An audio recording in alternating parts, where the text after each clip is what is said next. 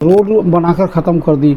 अब इस स्टैचू को हटाए जाने की प्रक्रिया शुरू हुई, तब से मेरे कान खड़े हुए कि इन लोगों की नीयत खराब है। इसके पीछे मंशा केवल ये है कि लाखों की तादाद में अम्बेडकरवादी पार्लियामेंट के अंदर संसद में क्यों आते हैं, क्यों डॉक्टर अम्बेडकर को इतने श्रद्धांजलि देते हैं 14 अप्रैल और 6 दिसंबर को। ऐसी तो किसी महान नेता या अच्छे विश्व में वो विश्वविख्यात नेता भी माने जाते हैं, वो तो शिक्षाविद थे, शिक्षा के जनक माने जाते हैं। तो कहने का मतलब है हिंदू देवी देवताओं से बढ़कर इनकी पूजा होने लगी, इनके पेट में दर्द होने लगा। असली कारण ये है, इसको कैसे रोका जाए। तो वो एक ही रास्ता था इनके पास कि हम डॉक्टर अम्बेडकर के स्टैचू को हटा देंगे, ना स्टैचू रहेगा, ना बांस बजेगा, ना बांस होगा, ना बांसुरी बजेगी।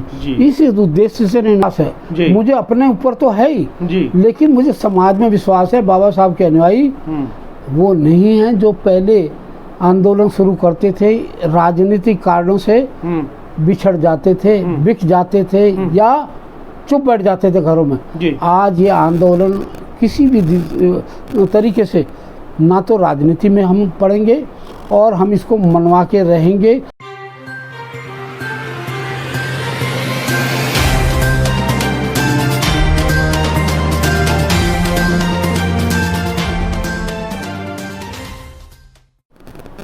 नमस्कार, मैं सुनील अभय और आप देख रहे हैं HD न्यूज़ इंडिया।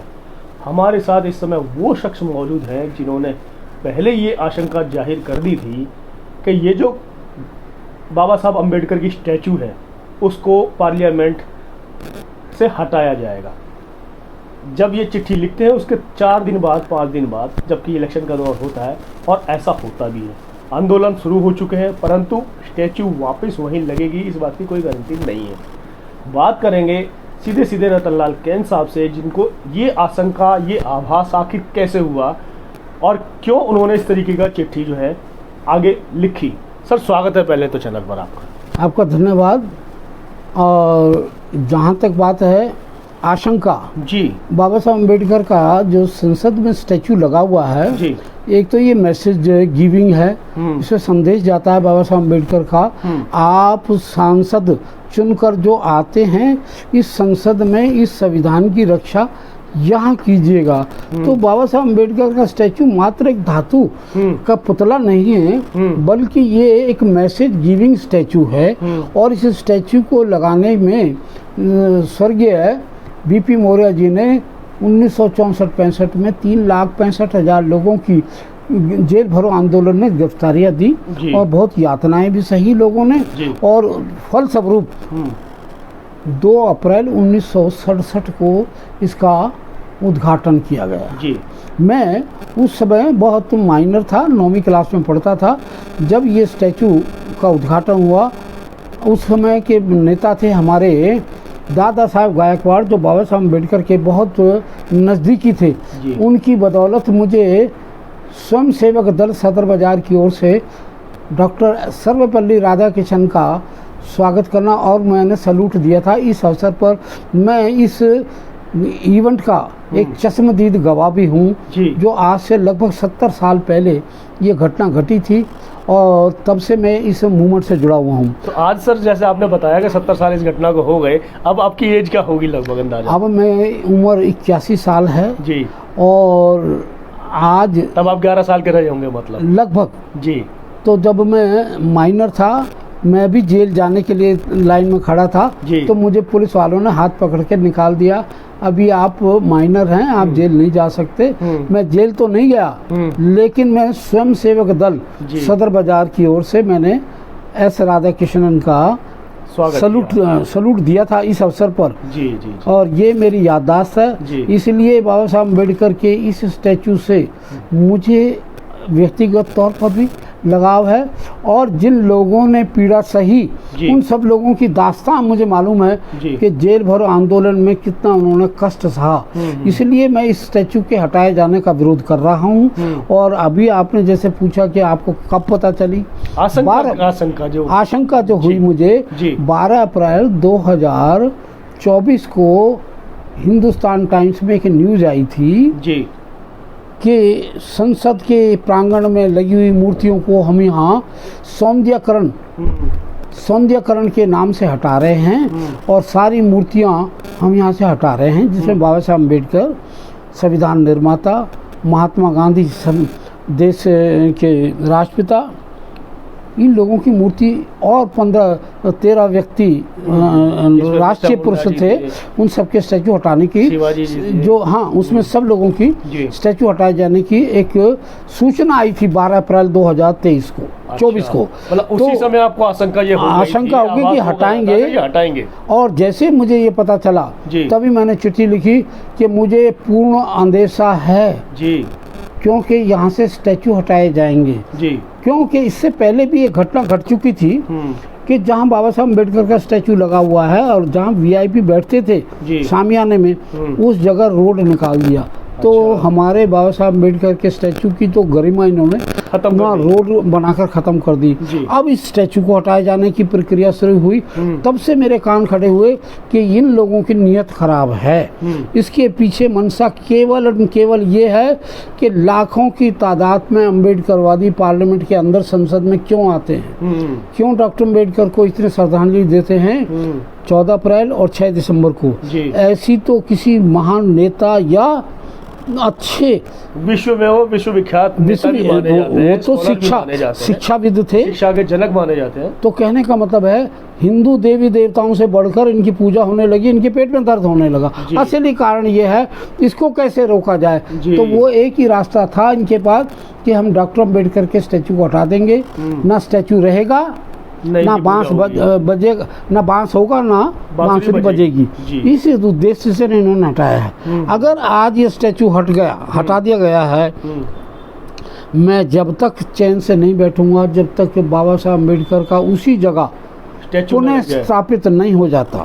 आंदोलन हो रहे हैं, जंतर मंतर पर भी लगातार इस तरीके की आवाजें उठ रही हैं और अभी 9 तारीख को भी एक आंदोलन होने जा रहा है। तो आपको लगता है कि ये जो सरकार है जिस तरीके की मनमानी लगातार 10 सालों से करती चली आ रही है और ये हम स्टैचू हटाने का भी उन्होंने जो सोची समझी साजिश के तहत हटाई गई, लगता है कि आपकी मांग हो या जनता की मांग हो,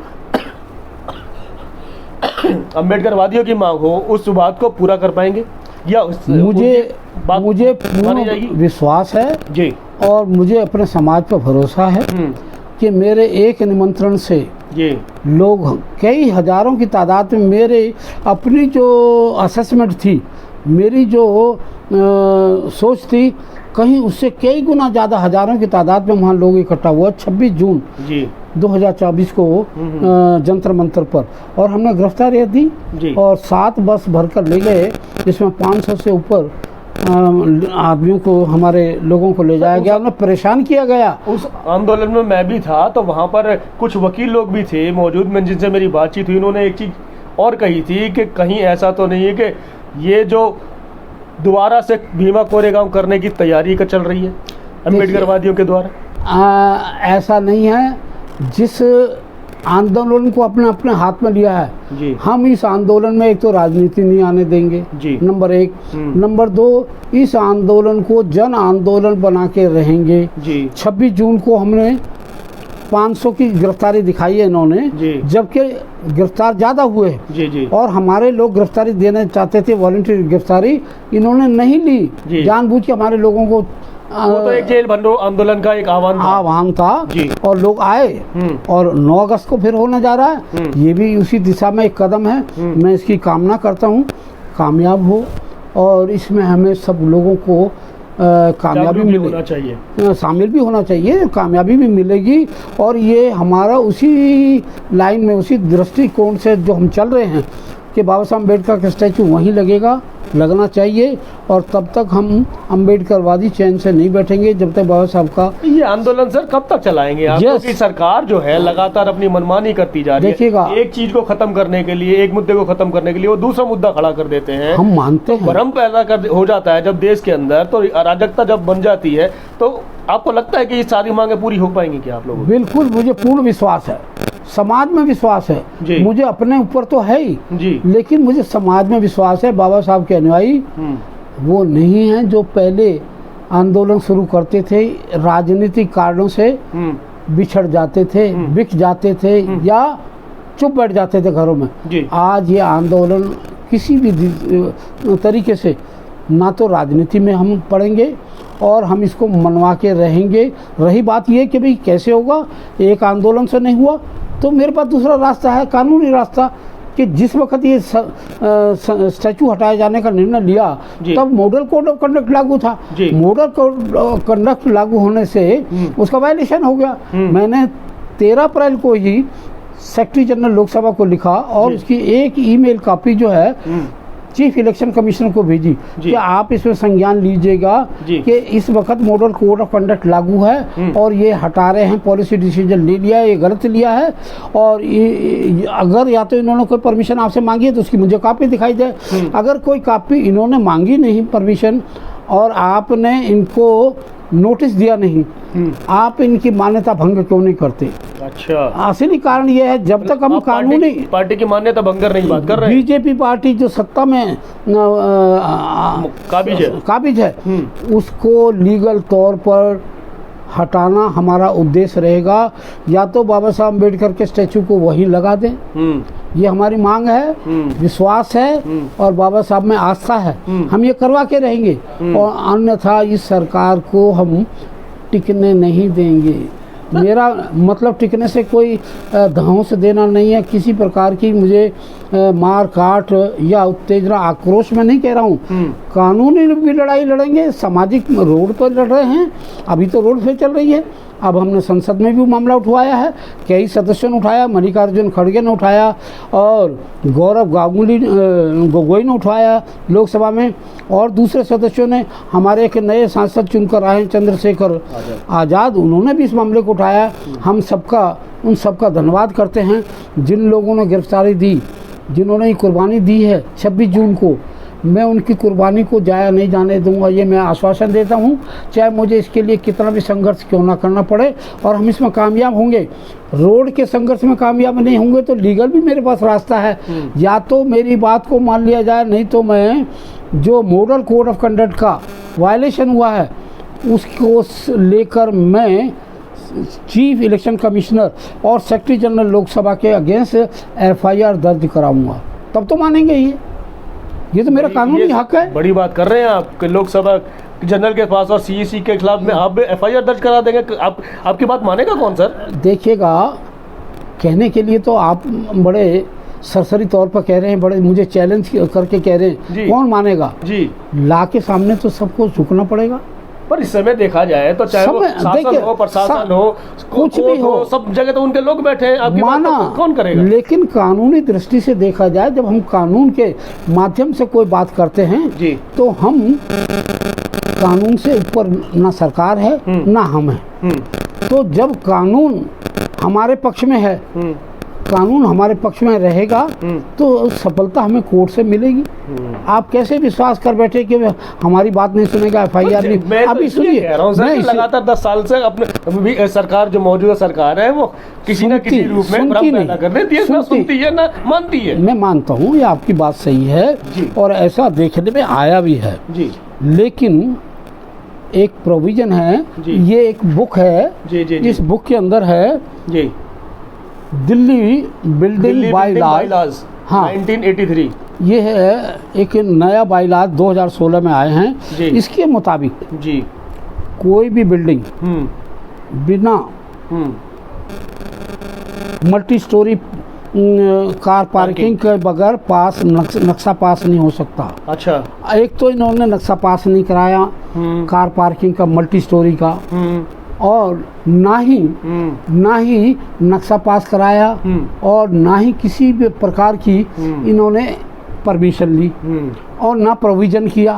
अब इससे ऊपर आ जाइएगा, इस बुक के अनुसार बिना नक्शा पास होने के बाद कोई भी ऑनर ऑक्यूपायर बिल्डिंग का मालिक जो है उस बिल्डिंग में प्रवेश नहीं कर सकता जब तक कि वो ऑक्यूपेंसी कम कंप्लीशन सर्टिफिकेट हासिल नहीं कर ले कॉम्पिटेंट अथॉरिटी से।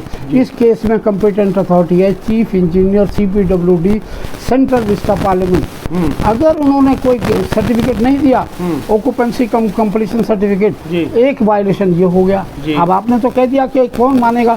अगर ये एक्ट है, इस एक्ट को जो मैं FIR करने जाऊंगा, साथ लेके जाऊंगा, कि इस एक्ट का वायलेशन हुआ है जी, तो मेरी एफआईआर क्यों नहीं होगी, उसका कारण बताइएगा। आप तथ्य देना चाह रहे हैं? बिल्कुल डॉक्यूमेंट्री एविडेंस के साथ। जी। एक मैं वर्बल तौर पर नहीं कह रहा हूँ कि मैं एफआईआर कर दूंगा, एफआईआर मैं कर रहा हूँ नियमों के अनुसार। नियमों के अनुसार जी। जब तक आप पार्लियामेंट के बिल्डिंग के मालिक होने के नाते से उसका कंप्लीशन सर्टिफिकेट नहीं लेते तो आप अंदर घुस नहीं सकते। अगर आपने पार्लियामेंट के सेशन शुरू कर दिए तो वो सब इलीगल है। अभी आपने अभी 2023 से इन्होंने सेशन शुरू करे जी। सबसे पहला सेशन शुरू हुआ, 3 विधेयक लाए, आईपीसी, सीआरपीसी और एविडेंस एक्ट, उनका नाम हिंदी में बदल दिया जी, हिंदी थोप रहे हैं। तो ये सब चीज़ें हो रही हैं। अब मैं आपको ये भी बता दूं, आपके संज्ञान में लाना चाहता हूं जी, जब ये पार्लियामेंट बनी जी, इस पार्लियामेंट का उद्घाटन राष्ट्रपति के माध्यम से होना चाहिए।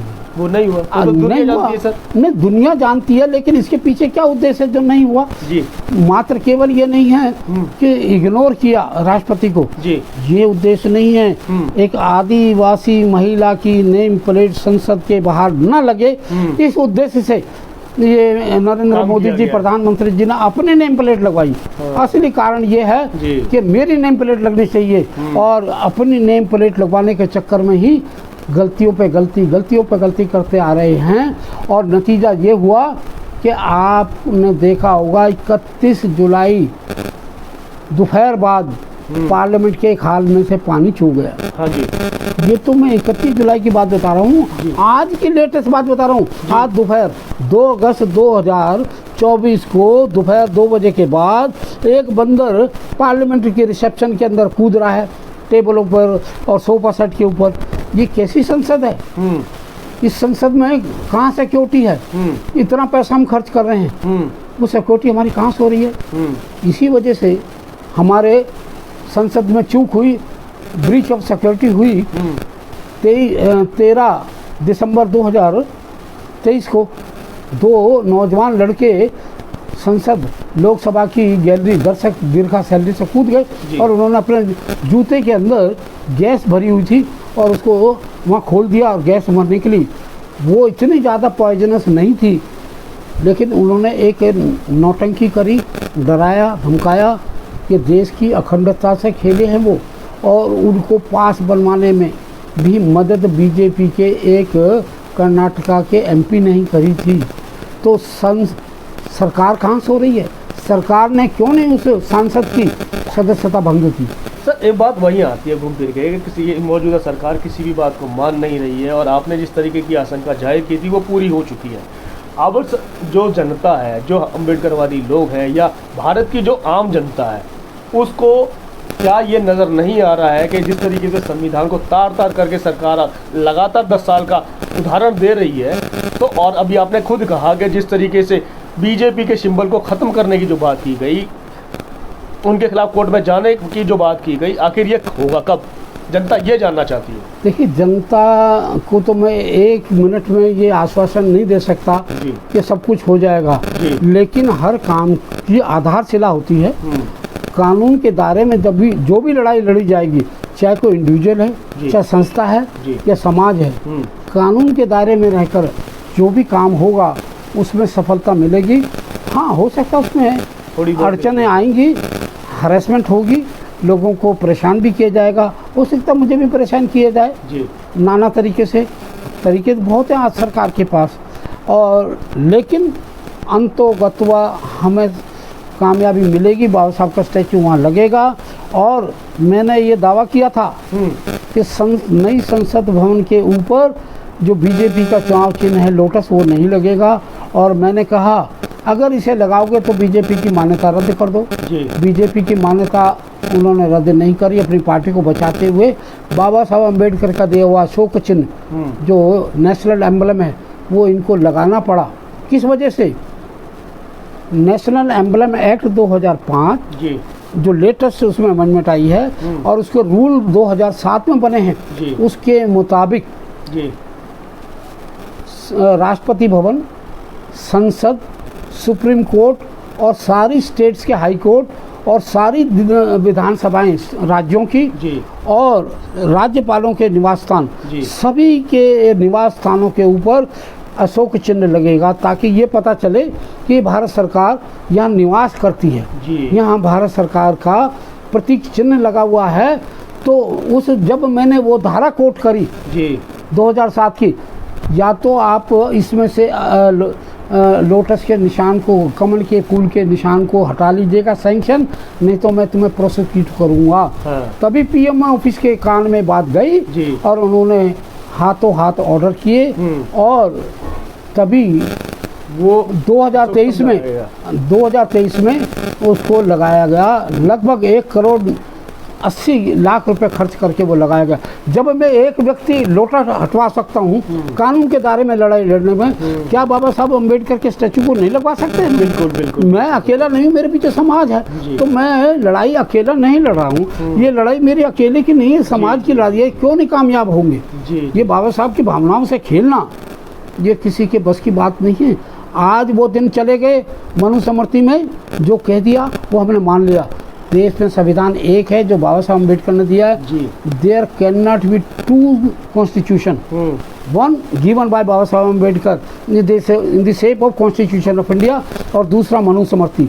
इस देश में वन नेशन वन कॉन्स्टिट्यूशन होगा, और वह है कॉन्स्टिट्यूशन ऑफ इंडिया, भारत का संविधान। अगर आज हम इस संविधान को बचाने में कामयाब हुए तो बाबा साहब की मूर्ति भी बचेगी। अगर बाबा साहब के दिए हुए संविधान को नहीं बचा सके तो बाबा साहब की मूर्ति भी नहीं लगेगी। आज बाबा साहब के संविधान, दिए हुए संविधान को बचाना ही बाबा साहब की मूर्ति को लगवाने के बराबर है। तो ये मैं मान के चलता हूँ कि ये समाज जो हमारा उठ खड़ा हुआ है एक ही आवाज़ में, हजारों की संख्या में लोग गिरफ्तारी देने के लिए 26 जून को आए और फिर आ रहे हैं, फिर आएंगे, और जब तक चैन से नहीं बैठेंगे, जब तक बाबा साहब अम्बेडकर की मूर्ति नहीं लग जाती। अब मामला है संसद में उठाने ना उठाने का। जितनों ने उठाया उनका धन्यवाद, और जो कल उठाएंगे उनका भी धन्यवाद कर देते हैं। एडवांस नहीं उठाएंगे तो वो दोषी हैं, चाहे पार्टी हो या नेता हो या सोच हो उनकी, वो सब अम्बेडकर विरोधी, दलित वर्ड तो मैं यूज नहीं करना चाहता, ये SC ST विरोधी ताकतें फेल हो जाएंगी, इनको फेल करके रहेंगे। तो अभी आपने सुना किस तरीके का जोश, किस तरीके की खरोश, और सबसे बड़ी बात है कि कानूनी रूप से जो लड़ाई लड़ते चले आए हैं पिछले 70 सालों से, उदाहरण दे चुके हैं। इन्होंने कितनी लड़ाइयाँ लड़ी हैं, यहाँ तक कि लोटस लगाने की जो संसद में बात हो रही थी उसको हटाने के लिए इन्होंने जो कार्रवाई की, जिसके आधार पर अशोक स्तंभ दोबारा लगाया गया। तो आप समझ सकते हैं ये लड़ाई भी आखिर जीती जा सकती है, बशर्ते हमें घर में नहीं बैठना, अपने अधिकारों के लिए सड़क पर भी आना होगा, संसद में भी जाना होगा, आवाज़ उठाना होगा, और आने वाले समय में लगातार इस तरीके से आंदोलन करते रहना होगा, ताकि हमारे समाज एकजुट हो, और एकजुट होगा तभी संविधान बचेगा। और जब तक संविधान नहीं बचेगा तो आप भी कहीं सुरक्षित रहने वाले नहीं हैं। ये साफ साफ आपके लिए ये कानूनी लड़ाई के लड़े बगैर हम कामयाब नहीं हो सकते। बिल्कुल। तो वही हम फिर से दोहरा देते हैं कि कानूनी लड़ाई भी लड़ी जाएगी और सड़क पर भी हमें आना पड़ेगा। कानूनी लड़ाई क्योंकि लड़कर के जीते हैं, अशोक स्तंभ को लगाने में कामयाब रहे हैं संसद भवन में, तो ये भी कानूनी रूप से ही लड़ाई लड़ करके हम जीत सकते हैं, और बाबा साहब की जो स्टैचू है उसको वहीं पुनर्स्थापित कर सकते हैं जहां से वो हटाई गई है। दिखाई देनी चाहिए हमारी एकजुटता, हमारी ताकत और हमारा शौर्य। अगर हम यहाँ पर दिखाने में कामयाब रहते हैं तो वो दिन दूर नहीं है जहाँ पर इस समय जो संविधान को ख़त्म करने वाली ताकतें हैं, अपने आप को बढ़ावा दे रही हैं, वो कहीं ना कहीं गर्तमन होती हुई नजर आएंगी। आगे अब आपका निर्णय है, आपकी सोच है कि आप जो आंदोलनों में बढ़ चढ़कर हिस्सा लेते हैं या घर में बैठे हुए सिर्फ शांति से देखते रहते हैं। इसी के साथ मैं सुनील अभय, HD न्यूज़ इंडिया। धन्यवाद।